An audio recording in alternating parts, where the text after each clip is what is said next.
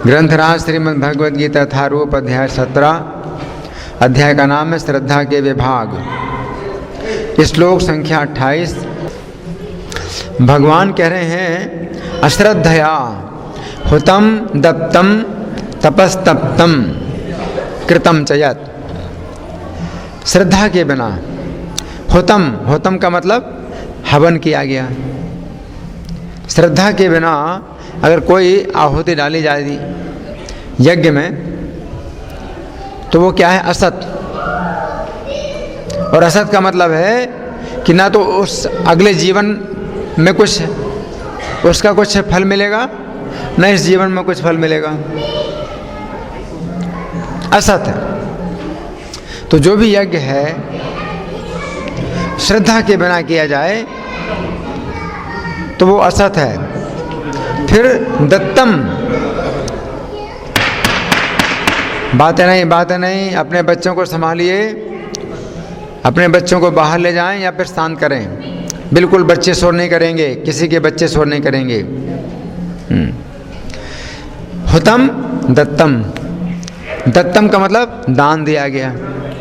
तो श्रद्धा के बिना अगर कोई यज्ञ किया गया हो या दान दिया गया हो, तपस्तप्तम या तपस्या की गई हो, कृतम च यत् अथवा कोई भी कार्य किया गया, यज्ञ दान और तपस्या, इसके अलावा और भी कोई कार्य है अगर श्रद्धा के बिना किया गया हो तो असत कहा जाता है। असत का अर्थ ये है कि ना तो उसका फल इस जीवन में कुछ मिलने वाला है और ना अगले जीवन में कुछ नहीं मिलने वाला है। केवल नाम मात्र के लिए किया गया है, उसका कुछ अर्थ नहीं है। अब हम सुनेंगे प्रभुपाद तात्पर्य में क्या लिखते हैं। श्रील प्रभुपाद की। चाहे यज्ञ हो, दान हो या तप हो, बिना आध्यात्मिक लक्ष्य के व्यर्थ रहता है। आध्यात्मिक लक्ष्य नहीं है। अगर श्रद्धा का मतलब यही है। श्रद्धा का मतलब क्या है कि भगवान को प्रसन्न करना है। 5वें अध्याय के अंत में भगवान ने क्या कहा, भोक्तारम यज्ञ तपसाम, कि यज्ञ तपस्या का भोक्ता मैं हूँ। ज्ञात्वा माम शांति मृच्छति, ये जान करके, मुझको इस प्रकार जान करके शांति प्राप्त होती है। तो इसे कहते हैं ज्ञान। या यहाँ पर उसको भगवान ने कहा श्रद्धा। तो अगर किसी व्यक्ति की वो श्रद्धा नहीं है कि यज्ञ तपस्या दान और भी जितने कार्य हैं इनका उद्देश्य कृष्ण को प्रसन्न करना है, तो फिर जो है वो सब असत है। इस अध्याय के प्रारंभ में अर्जुन ने प्रश्न किया था कि ये शास्त्र विधि मुत्सृज्य यजन्ते श्रद्धयान्विता, कि उस शास्त्र विधि को छोड़ करके श्रद्धा पूर्वक पूजा करते हैं तो उनकी निष्ठा कैसी है। तो इस अध्याय के पहले श्लोक में अर्जुन ने जो प्रश्न किया था उसका उत्तर यहाँ पर भगवान बता रहे हैं। अर्जुन ने पूछा था कि श्रद्धा पूर्वक पूजा करते हैं, उनकी अपनी श्रद्धा होती है, शास्त्र विधि को छोड़ करके श्रद्धा पूर्वक पूजा करते हैं। तो भगवान का ये कहना है कि फिर श्रद्धा का कोई अर्थ ही नहीं होता है। अगर शास्त्र विधि को छोड़ करके आप पूजा करते हैं तो वो ना तो पूजा कहलाती है और ना वो श्रद्धा कहलाती है। वो फिर क्या होता है, दंभ और अहंकार। अपना दंभ और अहंकार होता है, वो श्रद्धा नहीं कहलाती। अगर आपने शास्त्र विधि को छोड़ करके अपनी श्रद्धा से पूजा करते हैं तो वो श्रद्धा नहीं है। श्रद्धा का अर्थ है शास्त्र में श्रद्धा। अगर शास्त्र विधि को आपने छोड़ दिया और अपनी श्रद्धा से पूजा कर रहे हैं तो श्रद्धा नहीं है, वो क्या है, दंभ और अहंकार है। अशास्त्र विहितम घोरम तप्यन्ते ये तपोजना, 5वें श्लोक में भगवान कहते हैं इसी अध्याय के कि शास्त्र को छोड़ करके कोई घोर तपस्या करे, हैं? दंभ अहंकार संयुक्ता, दंभ और अहंकार से भर करके। तो शास्त्र विधि को छोड़ करके कोई व्यक्ति घोर तपस्या करता है तो उसका उतना ही बड़ा दंभ और अहंकार कहलाता है। आप कहें अरे घोर तपस्या कर रहे हैं तो बहुत बड़े महात्मा हैं, बड़ी घोर तपस्या कर रहे हैं, बड़े महात्मा हैं। शास्त्र विद्या को छोड़ करके वो तपस्या कर रहे हैं, तो महात्मा नहीं है, दंभ और अहंकार ही है उस व्यक्ति का जो कि शास्त्र विद्या को छोड़ करके तपस्या करता है। जैसे हिरण्यकशिपु ने तपस्या की तो घोर तपस्या की। पता कैसे तपस्या की? मंदर पर्वत में जाकर के वो अपने पंजों के ऊपर खड़ा हुआ, दोनों पैरों के पंजों पर खड़ा हुआ और दोनों हाथों को ऊपर उठाए और आकाश की ओर देखे। कितना कठिन है। आप अगर खड़े हुए अपने दोनों पंजों के ऊपर और दोनों हाथ ऊपर उठाएं और आकाश की तरफ देखें और 100 दिव्य वर्षों तक तपस्या की। 100 दिव्य वर्ष, देवताओं के 100 साल, यानी 36,000 साल तक ना कुछ खाया ना पिया, घोर तपस्या। लेकिन शास्त्र विधि से नहीं किया। कि शास्त्र की विधि क्या है कि तपस्या के द्वारा हमें भगवान को प्रसन्न करना है। तो उसका विचार क्या है कि तपस्या के द्वारा, अपनी तपस्या के द्वारा ही कोई व्यक्ति अपनी तपस्या के द्वारा कोई व्यक्ति अमर बन सकता है। अपनी तपस्या के द्वारा ही ब्रह्मा ने जो है सर्वोच्च पद प्राप्त किया और मैं भी ब्रह्मा का पद प्राप्त करूंगा अपनी तपस्या के द्वारा। मतलब तपस्या के द्वारा किसी को प्रसन्न नहीं करना है, अपनी तपस्या के द्वारा खुद ही हमें सिद्धि प्राप्त होगी, शक्ति प्राप्त होगी। अपनी तपस्या के द्वारा खुद ही मुझे शक्ति प्राप्त होगी।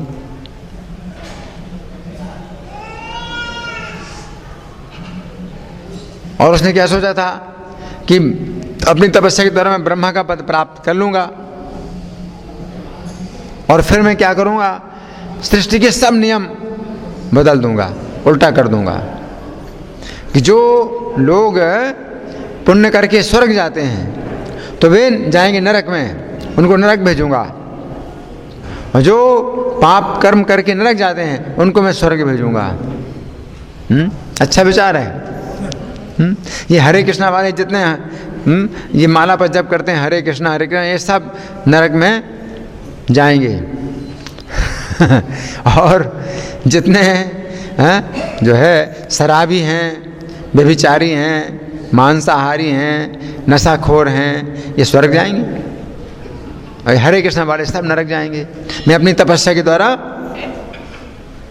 ऐसा जो है सृष्टि के विधान को उलट दूंगा। ये तपस्या तो ये क्या है? शास्त्र के विरुद्ध तपस्या। और क्या कि तपस्या के द्वारा मैं खुद ही शक्ति प्राप्त कर लूँगा, किसी से मुझे शक्ति मांगने की जरूरत नहीं है। और ब्रह्मा जी स्वयं अपनी तपस्या समाधि के द्वारा वो सृष्टि के जो है सर्वोच्च व्यक्ति बन गए।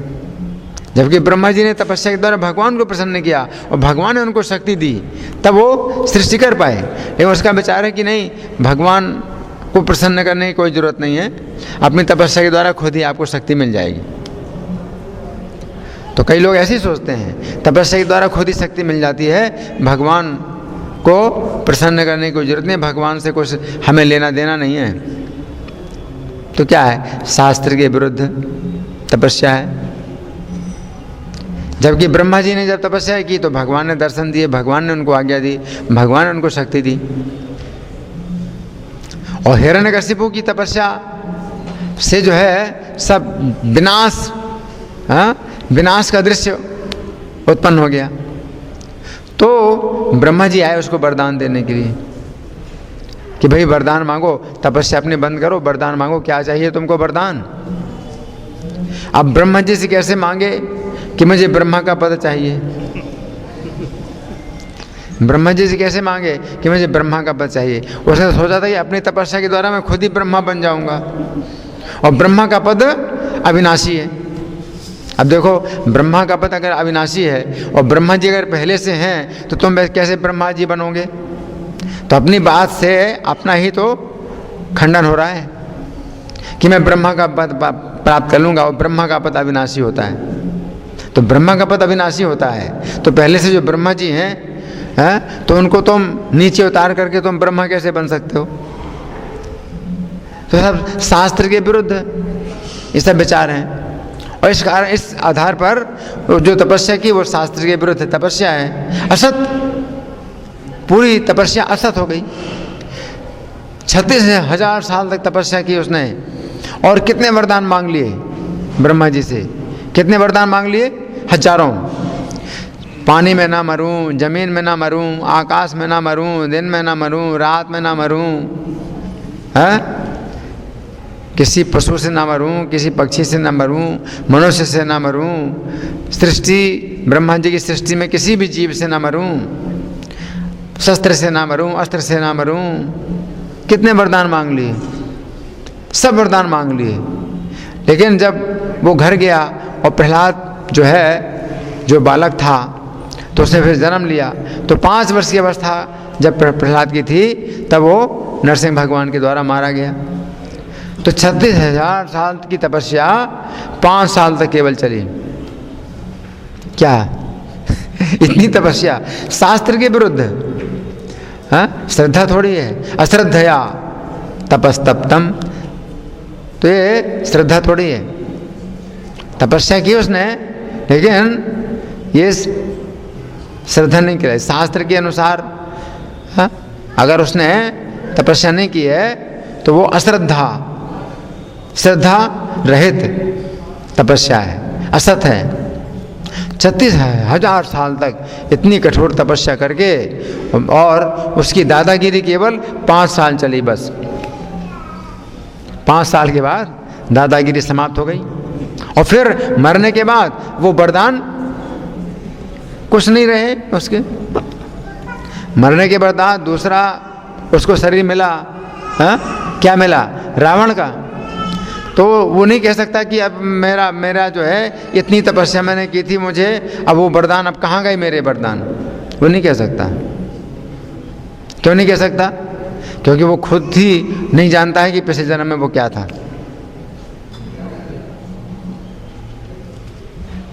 तो पूर्व जन्म की स्मृति भी समाप्त हो गई, पूर्व जन्म का वरदान भी समाप्त हो गया, पूर्व जन्म की तपस्या भी सब नष्ट हो गई, सब बेकार हो गई। जैसे बृहस्पति था तो उसने तपस्या की, तो शिव जी को प्रसन्न करने के लिए उसने तपस्या की, तो 7 दिन तक लगातार अपने शरीर का मांस काट काट करके हवन कुंड में डालता रहा। कितनी कष्टकारक तपस्या है। अपने हाथ से अपने शरीर का मांस काट काट करके अग्नि में डालता रहा। और शिव जी प्रकट हुए, भाई क्या चाहिए तुम, क्या चाहते हो? तो बोला जिसके सिर में हाथ रख दो वही मर जाए। तो वरदान तो ले लिया, लेकिन 5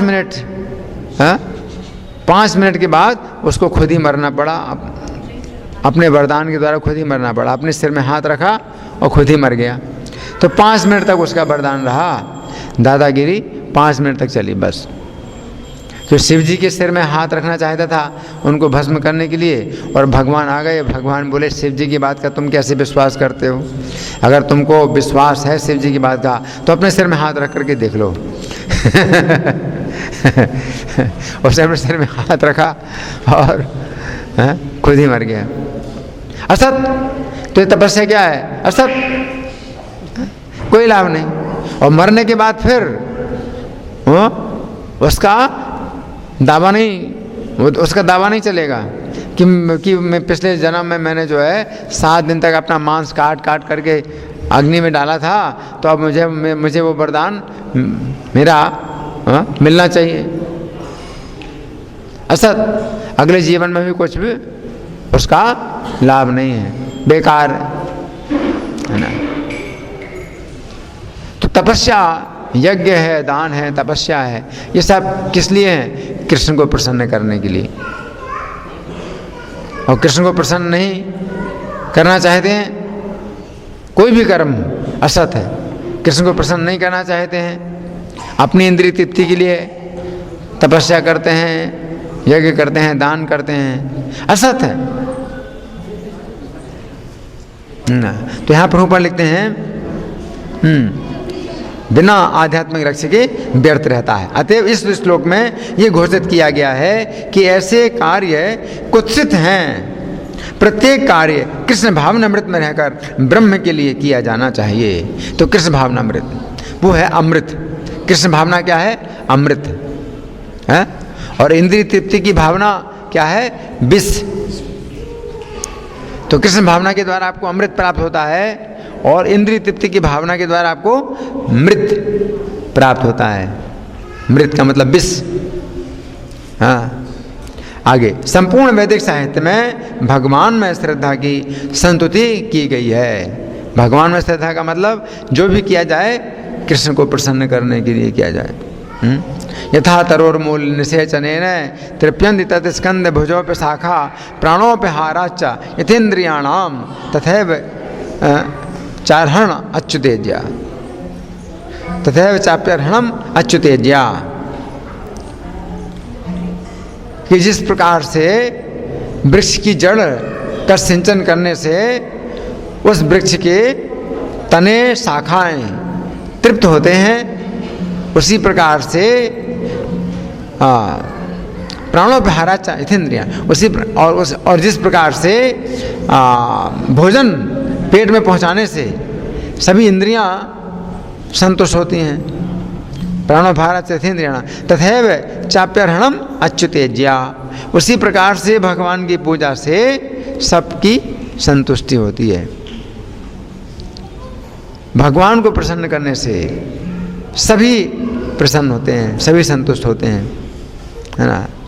तो ये जो है शास्त्र ये कहता है। तपस्या का सिद्धांत भी, दान का भी सिद्धांत, यज्ञ का भी सिद्धांत यही है कि भगवान को प्रसन्न किया जाए तो अपनी प्रसन्नता और सबकी प्रसन्नता है। आगे प्रभुपाद लिखते हैं, ऐसी श्रद्धा तथा समुचित मार्गदर्शन के बिना कोई फल नहीं मिल सकता। तो इस समुचित मार्गदर्शन मिलना चाहिए। हाँ, ये हरे कृष्ण आंदोलन में श्रील प्रभुपाद जो है हमारे मार्गदर्शक हैं। इसलिए हमेशा हम प्रभुपाद की वाणी सुनते रहते हैं और उस वाणी के द्वारा हमें दिशा हमेशा प्राप्त होती है कि कृष्ण की प्रसन्नता की दिशा में ही कार्य करना है। कोई भी दिशा इसके अलावा क्या है? कष्टदायक है ना। आगे प्रभुपाद लिखते हैं, समस्त वैदिक आदेशों के पालन का चरम लक्ष्य कृष्ण को जानना है।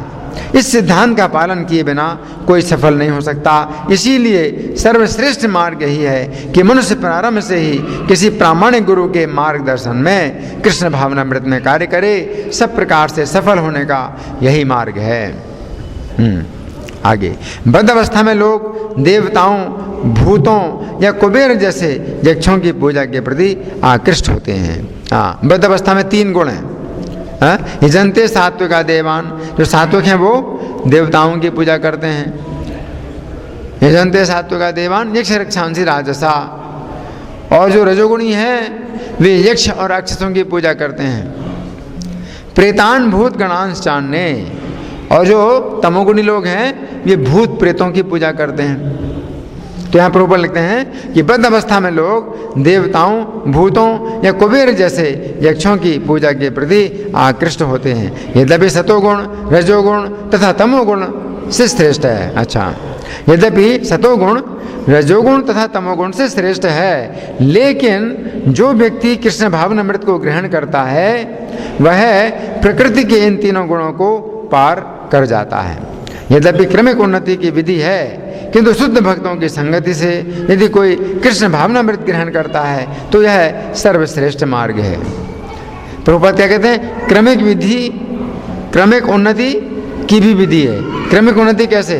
आप तमोगुण में हैं, तमोगुण से आप रजोगुण में आए, रजोगुण में है तो रजोगुण से आप सतोगुण में आए, सतोगुण में है तो सतोगुण से आप सतोगुण से ऊपर आए। क्रमिक विधि है।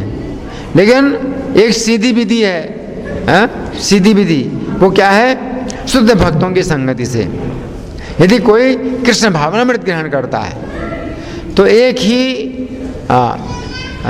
ही प्रयास में वो तीनों गुणों से ऊपर उठ जाए। आगे तो यही सर्वश्रेष्ठ मार्ग है। इस अध्याय में इसी की संतुति की गई है। इस प्रकार से सफलता पाने के लिए उपयुक्त गुरु प्राप्त करके उसके निर्देशन में प्रशिक्षण प्राप्त करना चाहिए। तभी ब्रह्म में श्रद्धा हो सकती है। जब काल क्रम से यह श्रद्धा परिपक्व होती है तो इसे ईश्वर प्रेम कहते हैं। काल क्रम से श्रद्धा परिपक्व होती है। तो काल क्रम कैसे होता है श्रद्धा का? पहले श्रद्धा होती है शास्त्रों में, आदौ श्रद्धा शास्त्रों में श्रद्धा होती है। फिर वही श्रद्धा परिपक्व होती है कुछ और तो साधु संग में परिणत हो जाती है। तो आप शास्त्र के अनुसार साधु को पहचानते हैं, संगति करते हैं। आदौ श्रद्धा तथा साधु संगोत है भजन क्रिया। फिर और परिपक्व होती है श्रद्धा तो भजन क्रिया में बदल जाती है, नियमों का पालन करते हैं। फिर और श्रद्धा परिपक्व होती है तो क्या हो जाती है? अनर्थ निवृत्ति, अनर्थ निवृत्ति का रूप धारण करती है। फिर और परिपक्व होती है ततो अनर्थ निवृत्ति स्यात् ततो निष्ठा, तो निष्ठा के रूप में प्राप्त होती है, निष्ठा का रूप धारण करती है। ततो निष्ठा रुचिस्ततः, और निष्ठा से जो है श्रद्धा फिर रुचि का रूप धारण करती है, रुचि, और रुचि से फिर आगे अथा आसक्ति, आसक्ति का रूप धारण करती है। यही श्रद्धा आसक्ति बन जाती है। अथा आसक्ति ततो भावा, फिर उसके आगे यही श्रद्धा भाव का रूप धारण करती है। तथा प्रेमाभ्युदंजति, और उसके बाद भाव से ये श्रद्धा प्रेम का रूप धारण करती है। तो वही श्रद्धा जो है 9 अलग अलग रूपों में प्राप्त होती है। और सबसे अंतिम रूप क्या है? प्रेम, कृष्ण प्रेम, कृष्ण प्रेम के रूप में प्राप्त होती है श्रद्धा। तो यहाँ प्रभुपाद लिखते हैं उसे ईश्वर प्रेम कहते हैं। यही प्रेम समस्त जीवों का चरम लक्ष्य है। अतएव मनुष्य को चाहिए कि सीधे कृष्ण भावनामृत ग्रहण करे। इस 17वें अध्याय का यही संदेश है। इस प्रकार श्रीमद् भगवद गीता के 17वें अध्याय श्रद्धा के विभाग का भक्ति वेदांत तात्पर्य पूर्ण हुआ। तो यहाँ प्रभुपाद का तात्पर्य पूरा हुआ और अध्याय भी पूरा हुआ है। तो भगवान कह रहे हैं कि असत है, चाहे वो यज्ञ हो, चाहे दान हो, चाहे तपस्या हो, चाहे कोई भी कर्म हो, अगर श्रद्धा नहीं है तो असत है।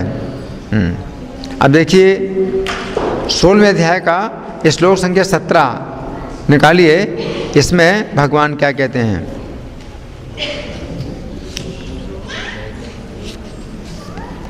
16वें अध्याय का श्लोक संख्या 17 है, पेज नंबर 498।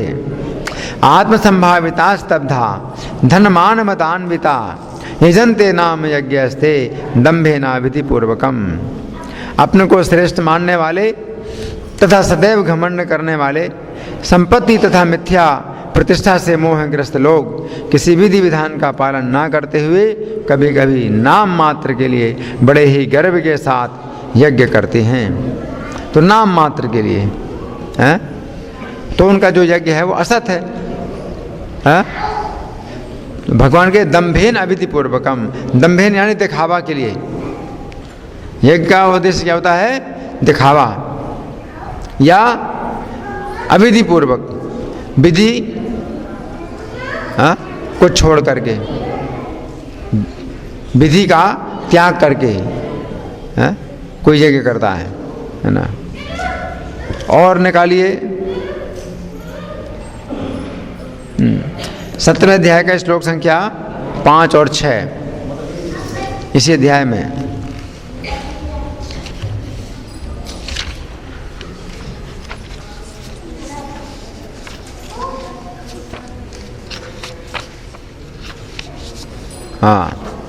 अशास्त्र विहितम घोरम तप्यंत ये तपोजना दंभाहंकार संयुक्ता काम रागे बलान्विता कर्षयन्तः शरीरस्थम भूतग्रामम चेतसः माम चैवान्तः शरीरस्थम तान विद्यासु निश्चयान। जो लोग दंभ तथा अहंकार से अभिभूत होकर शास्त्र विरुद्ध कठोर तपस्या और व्रत करते हैं, जो काम तथा आसक्ति द्वारा प्रेरित होते हैं, जो मूर्ख हैं तथा जो शरीर के भौतिक तत्वों को तथा शरीर के भीतर स्थित परमात्मा को कष्ट पहुंचाते हैं, वे असुर कहे जाते हैं।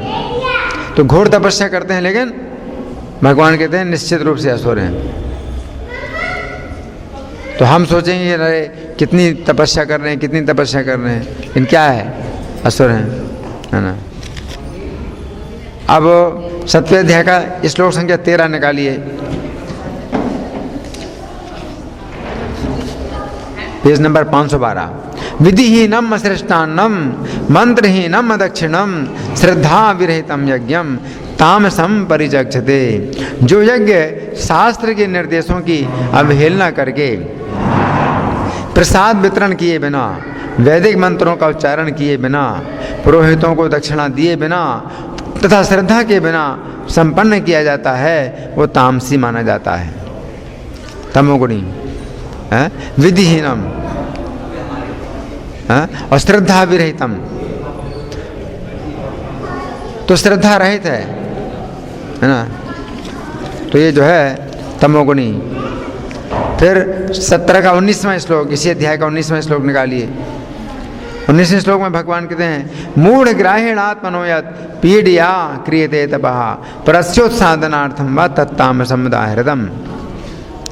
मूर्खतावश आत्म उत्पीड़न के लिए या अन्यों को विनष्ट करने या हानि पहुंचाने के लिए जो तपस्या की जाती है वो तामसी कहलाती है।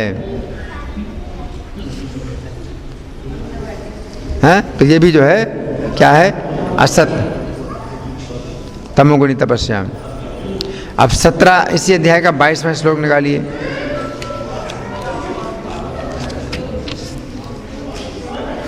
पेज नंबर 516 है। अदेश काले यद्दानम अपात्रेभ्यस्य दीयते असत्कृतम अवज्ञातम तत्तामसम उदाहृतम। तथा जो दान किसी अपवित्र स्थान में अनुचित समय में किसी अयोग्य व्यक्ति को या बिना समुचित ध्यान तथा आदर से दिया जाता है वो तामसी कहलाता है, तमोगुणी दान। तो ऐसा दान भी जो है तमोगुण में दान, वो भी असत है ना। तो इस तरह से भगवान ने जो है हमें बताया है कि श्रद्धा होना आवश्यक है। लेकिन कलयुग में बड़ी खराब स्थिति है। कलयुग में लोगों के अंदर श्रद्धा ही नहीं है, फिर कैसे उनकी रक्षा होगी? जब श्रद्धा ही नहीं है तो कैसे रक्षा होगी? तो कलयुग में हरि नाम की बहुत शक्तिशाली विधि है। अगर श्रद्धा ना भी हो तो भी हरि नाम कानों में जाता है या मुख से निकलता है तो ये काम करता है। भगवान ने आज के श्लोक में कहा है कि कोई भी यज्ञ हो, कोई दान हो, तपस्या हो, श्रद्धा के बिना असत है, कोई लाभ नहीं है। लेकिन तो भी जो हरि नाम है ये इतना शक्तिशाली है कि श्रद्धा ना होते हुए भी ये काम करता है और इससे रक्षा होती है। मधुर मधुर मेतन मंगलम मंगला नाम सकल निगम वल्ली सत्फलम चित स्वरूपम सकृदपि परिगीतम श्रद्धया हेलयावा भृगुवर नरमात्रम तारयेत कृष्ण नाम। कि एक बार भी अगर बोला जाए कृष्ण का नाम और श्रद्धा पूर्वक या अवहेलना पूर्वक बोला जाए तो भी ये तार देता है। कृष्ण नाम इतना शक्तिशाली है। जैसे अजामिल अपने पुत्र को नारायण बोलता था तो उसकी श्रद्धा थोड़ी थी। अपने पुत्र की आसक्ति के कारण अपने पुत्र को नारायण नाम पुकारता था तो यहाँ पर श्रद्धा की कोई बात ही नहीं है। लेकिन नाम इतना शक्तिशाली है कि श्रद्धा की भी आवश्यकता नहीं है। नाम अपने आप में ही इतना शक्तिशाली है।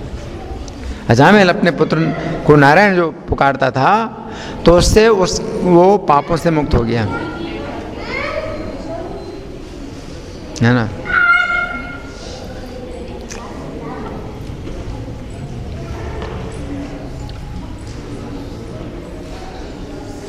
तो श्रद्धा के बिना भी जो है किसी रक्षा हो सकती है।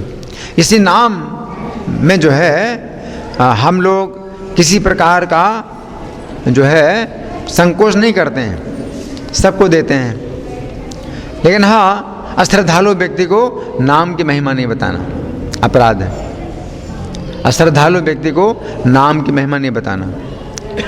उसकी श्रद्धा नहीं है तो नाम की महिमा मत बताओ, लेकिन नाम फिर भी दो।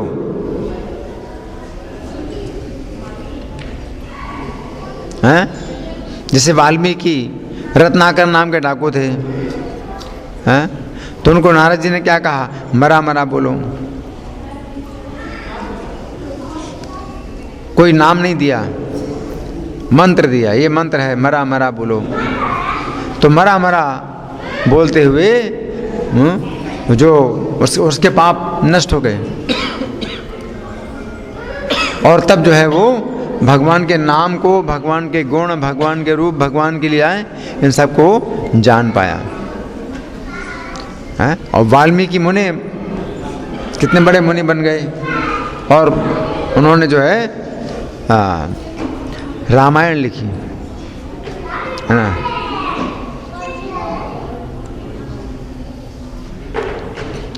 तो नाम में जो है इतनी शक्ति है ना। अगर किसी व्यक्ति की श्रद्धा नहीं है नाम में, तो हम नाम की महिमा नहीं बताते, हम मंत्र बताते हैं कि भाई मंत्र का जप करो।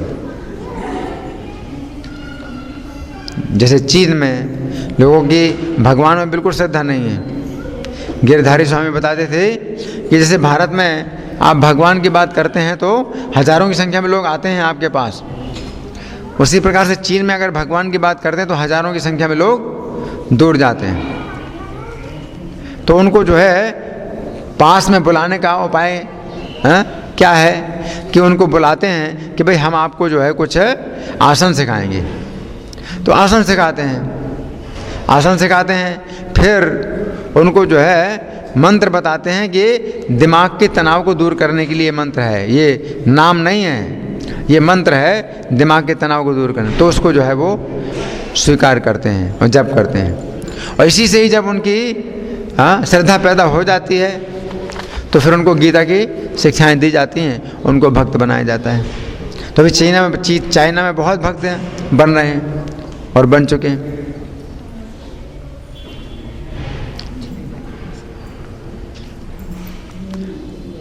तो नाम जो है इसलिए कलयुग में एकमात्र गति है कि नाम के सिवा कोई गति नहीं है। क्योंकि श्रद्धा के बिना आप यज्ञ, तपस्या, दान कुछ भी नहीं कर सकते, सब बेकार है। और नाम फिर भी जो है क्या है, काम करता। हरे नाम हरे नाम हरे नाम है वे केवलम कलो नास्तेव नास्तेव नास्तेव गति रहना, अन्यथा गति नहीं है। कि श्रद्धा के बिना कोई गति नहीं।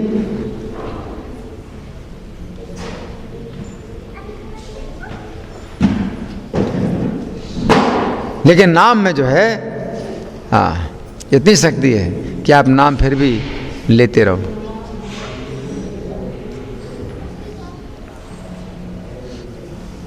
जैसे कोई शक्तिशाली दवाई होती है, तो आपकी श्रद्धा हो या ना हो, आप दवाई खाएंगे तो वो काम करेगी। कोई जहर है तो आपकी श्रद्धा है या नहीं है, आप अगर खाएंगे तो जहर का काम करेगा। उसी प्रकार से हरि नाम, इसमें श्रद्धा की भी आवश्यकता नहीं है। जैसे आग है, आप हाथ डालते हैं तो आग जलाएगी। आप चाहे सोचें कि नहीं इसमें तो मुझे जो है बड़ी ठंडक महसूस होगी, मेरी तो श्रद्धा है कि बड़ी ठंडक महसूस होगी, और आग में हाथ डालो तो क्या होगा, जलेगा। उसी प्रकार से हरि नाम आपके पापों को जलाता है, आपकी श्रद्धा हो या ना हो।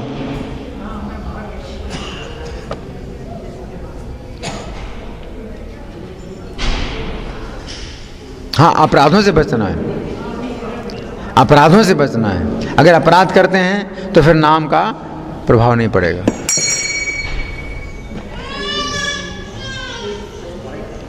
अगर अपराध करते हैं तो नाम का प्रभाव नहीं पड़ेगा। अपराध के बिना अगर आप नाम लेते हैं तो नाम अपना काम करेगा। आप महिमा जानते कि नहीं जानते, आपकी श्रद्धा है नहीं है, इससे कुछ फर्क नहीं पड़ता,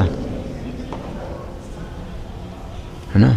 आप लोगों की ओर से कोई प्रश्न है, कोई चर्चा, या मैं प्रश्न करूं?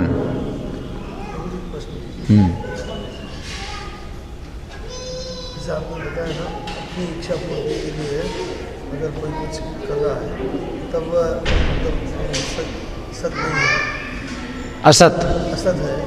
तो जो योगी लोग होते हैं जो भगवान को मतलब परमात्मा के रूप में मानते हैं और साथ ही साथ उनको सिद्धियों की इच्छा होती है, मतलब 8 सिद्धियां भी वो प्राप्त करने की इच्छा करते हैं, तो क्या वो भी उसी श्रेणी में आते हैं क्या वो? यहाँ पर जो भगवान कह रहे हैं अश्रद्धया हुतम तत्तम, कोई भी कार्य अगर श्रद्धा के बिना किया जाए, और श्रद्धा का मतलब यही है कि भगवान को प्रसन्न करना। अगर हम जो है सिद्धियां पाना चाहते हैं तो भुक्ति मुक्ति सिद्धि कामी सकल अशांत, सिद्धियों की कामना भी है तो भी अशांति पैदा करेंगे। असत भुक्ति, आप भुक्ति की कामना करते हैं या मुक्ति की कामना करते हैं या सिद्धि की कामना करते हैं, तो ये सब क्या है? अशांति का कारण है। कृष्ण भक्त निष्काम अतएव शांत, कृष्ण का भक्त ही निष्काम होता है, यानी कृष्ण को प्रसन्न करना चाहता है, इसलिए शांत है।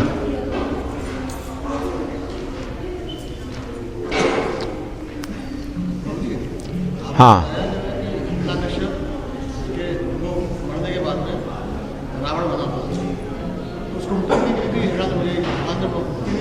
भगवान के द्वारा मारा गया हिरण्यकशिपु तो भी मुक्ति नहीं मिली, क्योंकि जय विजय जो वैकुंठ के द्वारपाल थे, 4 कुमारों के द्वारा उन्हें शाप मिला था 3 जन्मों तक असुर बनने का। इसलिए भगवान के द्वारा मारे जाने पर भी मुक्त नहीं हुए, क्योंकि 3 जन्मों के लिए उनको शाप मिला था असुर बनने का। दूसरा जन्म रावण का।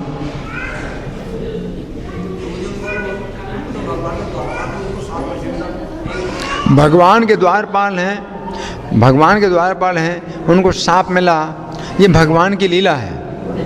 भगवान की भी इच्छा होती है युद्ध करने की, लेकिन वहाँ पर तो सब भक्त हैं भगवान के धाम में, तो भगवान जो है किससे युद्ध करेंगे? युद्ध करने की इच्छा होती है, तो वो इच्छा जो है उनके भक्त ही पूरी करते हैं। तो ये भगवान की लीला है कि उन्होंने अपने भक्तों को ही जो है शत्रु बनाया, क्योंकि भगवान की युद्ध करने की इच्छा होती है, ठीक है ना।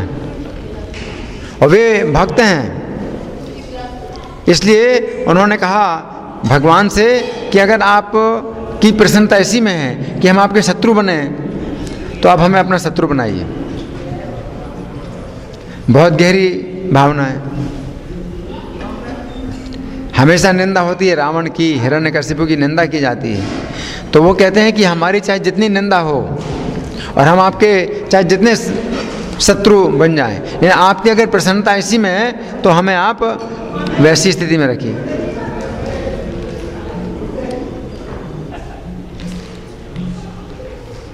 और नहीं तो 3 जन्मों का एक ड्रामा है, ड्रामा में जो है 2 मित्र भी जो है एक दूसरे के शत्रु बन जाते हैं और ड्रामा का आनंद लेते हैं, है कि नहीं? ड्रामा का आनंद लेते हैं कि नहीं लेते हैं? तो भगवान जो है भगवान लीला करते हैं, तो भगवान लीला का आनंद लेते हैं। तो जय और विजय जो है भगवान के द्वारपाल हैं और भगवान के बहुत बड़े भक्त हैं, लेकिन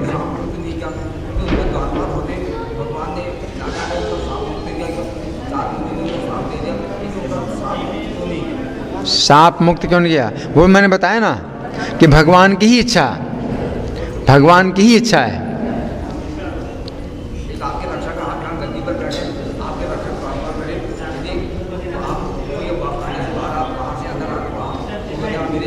नहीं, और किसी का प्रश्न है? एक व्यक्ति नहीं, ये एक व्यक्ति प्रश्न नहीं करेगा। और कोई प्रश्न हो किसी का, या मैं प्रश्न करूं? मैं प्रश्न करूं? ठीक है, तो मैं प्रश्न कर रहा हूं। भगवान ने कहा है कि श्रद्धा के बिना जो यज्ञ किया जाता है तो वो असत होता है। तो असत का मतलब क्या है? भगवान असत का जो अर्थ है वो क्या बताते हैं? इस श्लोक में क्या अर्थ है? नहीं, इस श्लोक इससे भगवान प्रसन्न नहीं होते हैं, शास्त्रों के बिना कोई महत्व इस जीवन में भी नहीं है, अगले जीवन में भी नहीं। इस जीवन में भी कोई फल नहीं मिलेगा, अगले जीवन में भी कोई फल नहीं मिलेगा। असत का मतलब नहीं। तो कोई कहे भाई इस जीवन में कुछ मिल जाए तो भगवान को कुछ नहीं मिलेगा, इस जीवन में कुछ नहीं मिले तो अगले जन्म में तो मिल जाएगा, अगले जन्म में भी नहीं मिलेगा। असत। इसका उदाहरण हमने क्या दिया? हिरण्यकशिपु क्या था?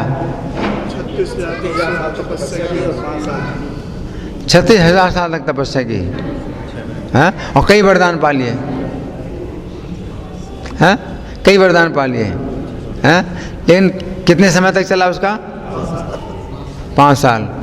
5 साल के बाद नरसिंह भगवान ने मार डाला, और फिर अगले जन्म में क्या चलेगा उसका वरदान? कुछ भी नहीं।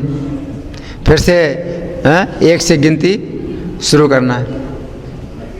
रावण के रूप में फिर से तपस्या की, और ब्रह्मा जी ने कहा था कि आगे से ऐसा वरदान नहीं देना किसी को।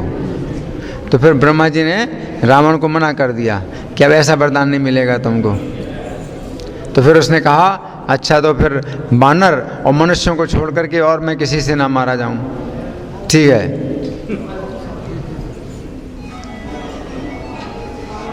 तो तपस्या का जो है ये एक उदाहरण है। दूसरा उदाहरण तपस्या का है बृकासुर।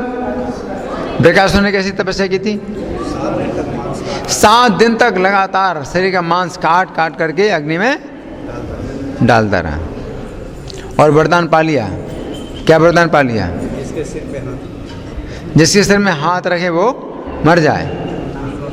और फिर कितनी देर तक वरदान चला? 5 मिनट। 5 मिनट के बाद वो वरदान उसके ही लिए विनाशकारी हो गया, खुद मारा गया। फिर अगले जन्म में कुछ काम आया? समाप्त हो गया। अगले जन्म के लिए कुछ नहीं मिला, कुछ नहीं मिला, सब।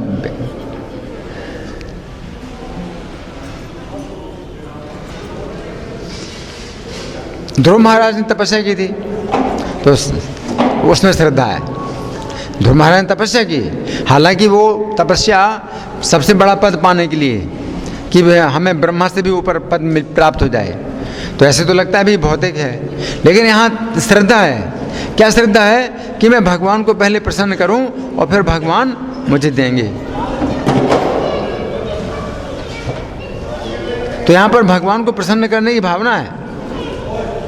हालांकि ऊंचा पद पाना है कि ब्रह्मा से भी ऊंचा पद मिल जाए मुझे, लेकिन लक्ष्य क्या है? भगवान को प्रसन्न करूं मैं, भगवान को मैं प्रसन्न करूं और भगवान जो है मुझे ये देंगे। तो वो श्रद्धा है। ये नहीं कि मैं तपस्या करूंगा तो अपनी तपस्या से ही मैं ब्रह्मा से ऊंचा बन जाऊं या ब्रह्मा बन जाऊं। हिरण्यकशिपु सोचता था कि मैं ब्रह्मा बन जाऊं, तपस्या करके मैं खुद ही ब्रह्मा बन जाऊं। तो वो श्रद्धा नहीं है। और ध्रुव महाराज सोचते हैं तपस्या करके मैं भगवान को प्रसन्न करूंगा तो ब्रह्मा से भी ऊंचा पद पाऊंगा। तो वो श्रद्धा है, तो भगवान को प्रसन्न करना है, तो श्रद्धा है। तो उनको पद मिला और ब्रह्मा से भी ऊंचा पद मिला। और हिरण्यकशिपु को ब्रह्मा का भी पद नहीं मिला और मारा गया। ग्रंथराज श्रीमद् भगवद गीता की जय। जगत गुरु शिला प्रभुपाद की जय। श्री श्री राधा पार्थ सारथी ललिता विशाखा गौर निताई सीताराम लक्ष्मण हनुमान प्रहलाद नृसिंह देव की जय हो।